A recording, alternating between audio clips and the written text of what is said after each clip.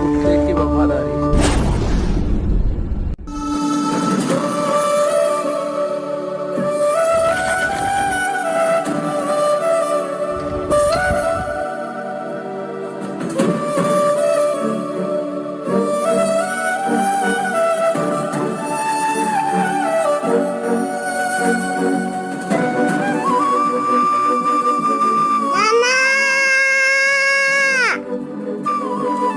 ఏ రాము, వీధిలోకి ఏదో మీరు కొత్త కుక్క తెచ్చినారంట కదా, అది మా పిల్లల్ని కరుస్తుంది.